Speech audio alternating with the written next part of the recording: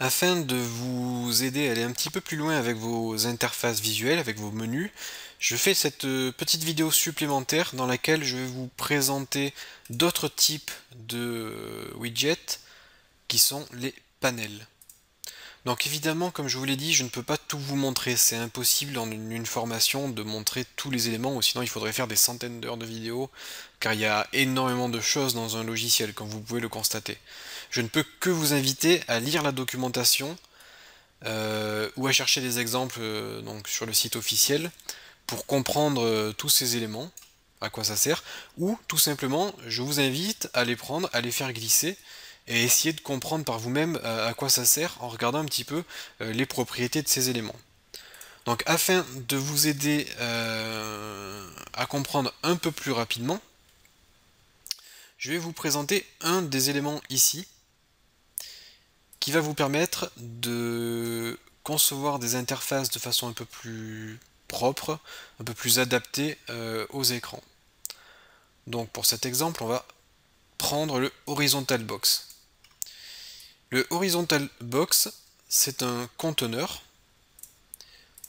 donc, que l'on peut comparer par exemple au Canva. Et ce conteneur va pouvoir, comme son nom l'indique, contenir d'autres éléments. Donc là, il s'agit d'un conteneur horizontal, donc qui va nous permettre d'aligner des éléments de gauche à droite. Je vais prendre des boutons et vous voyez, je peux ajouter des boutons ici à mon conteneur. Donc là, j'ai ajouté 3 boutons à mon conteneur et ces boutons s'alignent. Si je veux déplacer ce bouton vers la droite, je peux cliquer sur la petite flèche ici pour le déplacer vers la droite. Et regardez bien, si je clique sur le bouton, regardez dans les détails à droite, vous voyez que le slot ici, on n'a plus les mêmes propriétés qu'un bouton normal avec toutes ces informations-là. Donc en fait ici on travaille en pixels, ce qui n'est pas forcément très bien car ça ne s'adaptera pas à tous les écrans, il ne faut pas travailler en pixels. Là, avec le horizontal panel que l'on a créé, on a maintenant la possibilité de positionner nos éléments ici dans un conteneur. Là on est en mode automatique, mais on peut se mettre en mode fill, qui signifie donc remplir la totalité de notre conteneur. Donc là si je mets mes 3 boutons en fill, eh bien vous voyez qu'ils ont tous les 3 la même taille. Après bien évidemment vous pouvez définir manuellement la taille. Et maintenant je peux augmenter ou diminuer la taille de mon panel, vous voyez. Et mes boutons auront toujours une taille proportionnelle. Si je déplace mon panel, eh bien mes boutons sont tous positionnés. On n'a pas besoin de déplacer les 3 boutons en même temps. On peut simplement déplacer le panel. Je peux ancrer mon panel en haut de mon écran comme ceci. Et là on a nos 3 boutons ici qui ont la même taille. Donc vous pouvez par exemple très rapidement créer une barre de compétences. Par exemple dans les jeux de type MMORPG, vous avez souvent des barres de compétences. Eh bien comment la faire? Il suffit de prendre le horizontal box, de mettre votre horizontal box ici, et de mettre toutes les différents sorts que votre personnage peut lancer.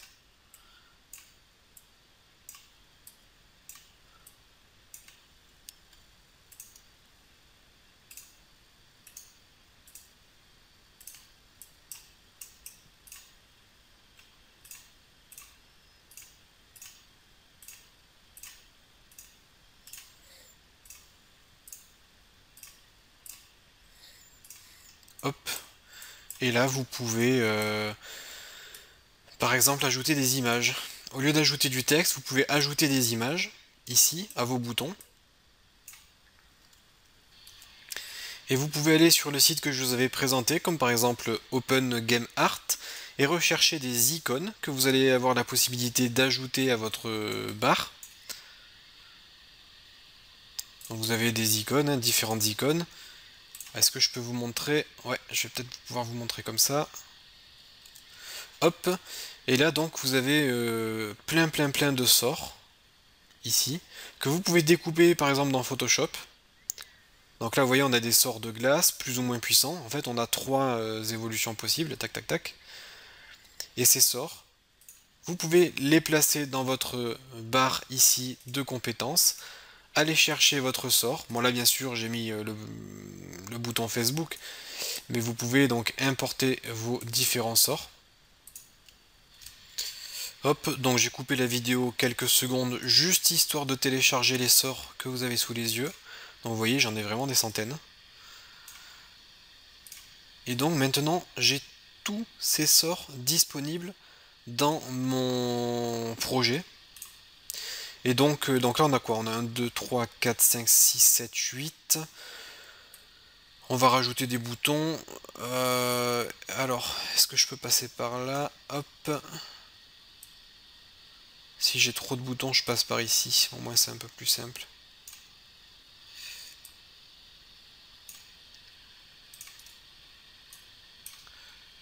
Je vais mettre en fil. Ici, fil. Je vais encore ajouter des boutons. Je vais en mettre peut-être 12. Parce que je voudrais avoir quelque chose d'assez carré en fait. Hop, hop. Alors. Ici, fil. Ici, fil. Ensuite, on va rajouter des images partout. Donc ça, c'est un travail assez long. Après, vous pourrez aller beaucoup plus vite, hein. Une fois que vous avez créé votre barre de compétences, vous pouvez éventuellement la sauvegarder pour la garder de côté pour vos prochains jeux et ne pas avoir à répéter cette opération. Donc ici, je peux rechercher une image, par exemple l'œil. Donc là, alors, je vais plutôt passer par ici.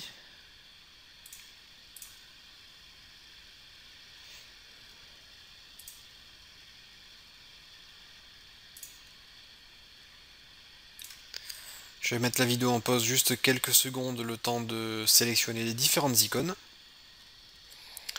Voilà. Et donc là, vous voyez que j'ai réussi à construire ma barre de compétences très rapidement. Et en plus, j'ai quelque chose de propre, car ça s'adapte à toutes les tailles d'écran. Est-ce que j'ai enregistré? Tac, tac. Oula, ouais, là, du coup, comme j'ai importé énormément d'icônes, j'en ai pour quelques secondes d'enregistrement. Hop, voilà, toutes mes textures ont bien été enregistrées. Et là, je lance mon jeu. Et j'ai ma barre de sorts qui est disponible pour mon joueur. Donc maintenant, je peux lancer des sorts. Et vous pouvez créer vos propres fonctions. Lancer un sort. Lorsqu'on clique sur un sort, eh bien vous appelez cette fonction. Et cette fonction va par exemple appeler la fonction qui applique des dommages. Donc je vous l'ai montré, apply damage. Et qui prendra en paramètre donc la puissance du sort par exemple et le type du sort, feu, eau, terre, pour générer donc un nombre qui sera le dégât que vous allez provoquer. Donc par exemple un sort de feu fera beaucoup de dégâts à un personnage herbe, et en fonction de la puissance du sort, donc si vous êtes niveau 1, 2, 3, votre sort sera plus ou moins puissant et donc fera plus ou moins de dégâts. Donc vous pouvez créer très facilement une fonction qui appliquera donc des dégâts différents en fonction du sort sur lequel vous allez cliquer. Donc voilà, c'est à peu près tout ce que j'avais à vous montrer sur la création des interfaces graphiques. Donc là on a vu quand même un bon paquet de choses. N'hésitez pas à regarder tout le reste, à faire des essais pour essayer de comprendre. Moi je vous ai montré le vertical, vous avez bien évidemment le horizontal, hein. Vous aurez pu mettre un horizontal ici. Pardon, là c'est du horizontal et on aurait pu mettre un vertical ici. Vous avez aussi des panels grid, donc en grille, positionnés donc sur une grille. Donc si on pourra découper notre interface en grille et positionner nos éléments. Vous avez pas mal de choses. Et ça va vous permettre de travailler avec précision et positionner exactement les éléments là où vous le souhaitez. Donc voilà, on a fait à peu près le tour des éléments principaux que l'on utilise pour créer nos jeux vidéo avec Unreal.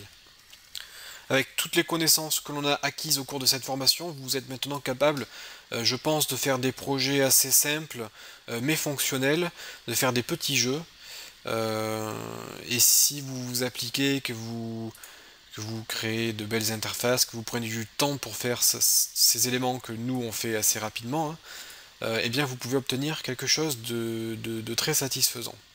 N'hésitez pas aussi à faire donc ce que je vous avais indiqué, qui est de vous rendre donc dans le launcher, dans la section apprendre, et n'hésitez pas à utiliser des projets d'exemple existants pour avoir de belles ressources. Si vous avez déjà des beaux graphismes, eh bien vous allez pouvoir partir sur de bons rails et créer des jeux plaisants déjà visuellement.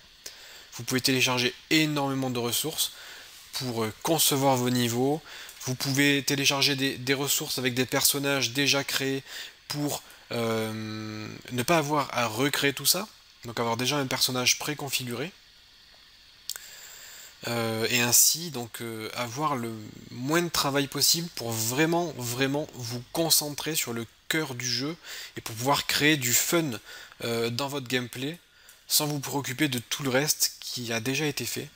Comme ça vous pouvez vraiment vous concentrer sur votre projet en lui-même.